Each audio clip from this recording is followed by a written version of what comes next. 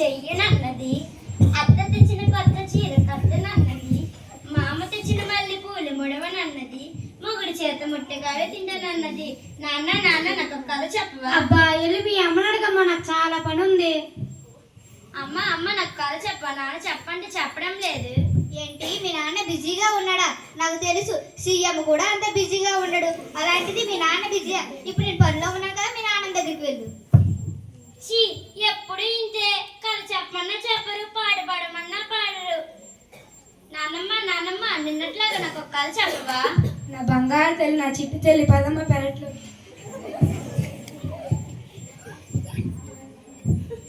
ఏంటి పాచిపోయిన వాసన వస్తుంది? ఏమీ లేదండి, నేను నైట్ మిగిలిపోయిన ఉప్మా పడేయడానికని. ఎందుకు అంత ఉప్మా వండడం? మీకోసమే తిని పడుస్తారని. దీని పేరు ప్రభావతి. దీని కోపం చాలా అయితే. ఇది పెద్ద కోతి. మీరు ఎక్కువగా వంగారంటే పగులుద్ది మూతి. అబ్బో, అయినా ఇంత ఉప్మా పడేయడం అవసరమా? ఇంట్లో ఉంది కదా ముసిల్ది, దానికి పడేస్తే పోలే. అత్తమ్మా అత్తమ్మా, ఇదిగోండి మీకోసం ఉప్మా చేశాను, తినండి. అమ్మ ప్రభా, పాచిపోయిందమ్మా, తినలేను. ఏంటి పాచిపోయిందా? మీకోసం పొద్దున్న 5 గంటలు లేచి మార్కెట్కి వెళ్ళి జీడిపప్పులు తెచ్చి వండమంటారు ఏంటి? ఏది పడితే తినండి, లేకపోతే మూల పడండి. ఎందుకు ఏడుస్తున్నావు? ఆ ముసలిదాన్ని నేను చూసుకోలేనండి. ఎందుకు చూసుకోలేవా? మరి మీకు చెప్పాలి. మీరు పొద్దున్న అనగా ఆఫీస్కి వెళ్ళిపోతారు, పాపేమో స్కూల్కి వెళ్ళిపోద్ది. పొద్దున్న నుంచి సాయంత్రం వరకు ఆ ముసలిదానికి సేవలు చేసుకునే ఉండాలి.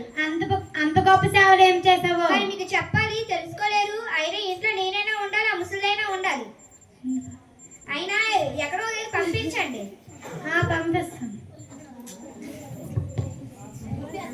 ఫోన్ చేయండి. చెయ్యండి. చేస్తాను. హలో, పాల్పన వృద్ధాశ్రమం అండి. అవునండి. ఒక ముస్లాంని మీ వృద్ధాశ్రమంలో చేర్చుకుంటారా? ఎవరండి? మా అమ్మనండి. మేము అనాథలకి జాయిన్ చేసుకుంటాం. అనాథాన్ని చేర్చుకుంటారా? అనాథని చెప్పండి, ఏమీ తెలియదు. ఇంకొక ఫోన్ చేయండి. హలో, విజయనగరం వృద్ధాశ్రమం అండి. అవునండి. ఒక ముస్లాంను మీ వృద్ధాశ్రమంలో చేర్చుకుంటారా? ఎవరండి? ఆమె అనాథ అండి. ఎప్పుడు వస్తారండి? రేపు వస్తామండి. రేపంటారేటండి, ఈ రోజైనా చెప్పండి. ఏం చెప్పాలో కూడా తెలియదు. చిచ్చి.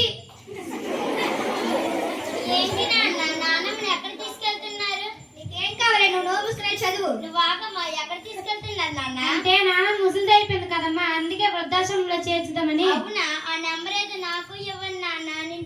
నేను మీరు ముసలయ్యాక మిమ్మల్ని కూడా అక్కడే చేరుస్తాను. చూసారా?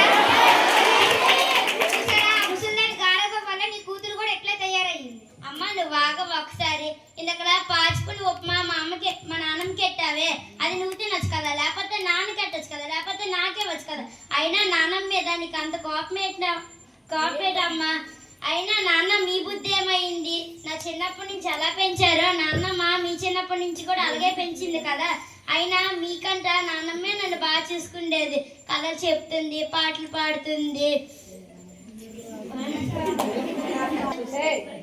కలిపి నన్ను కూడా వృద్ధాశ్రమంలో చేర్చండి. అప్పుడు మీ ఇద్దరే హ్యాపీగా ఉంది. అంత పెద్ద పెద్ద మాటలన్నీ మమ్మల్ని బాధ పెట్టుకు తల్లి. నాన్నమ్మ బాధపడదేటమ్మా. నా తప్పు మేము తెలుసుకున్నాం తల్లి, మమ్మల్ని క్షమించు. నన్ను కాదు, నాన్నమ్మ కాలు మీద పడి క్షమాపణ.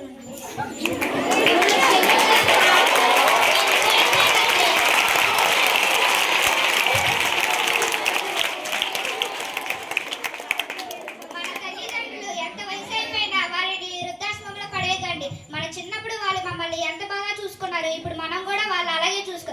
దయచేసి వృద్ధాశ్రమంలో పడేయకండి. ధన్యవాదాలు.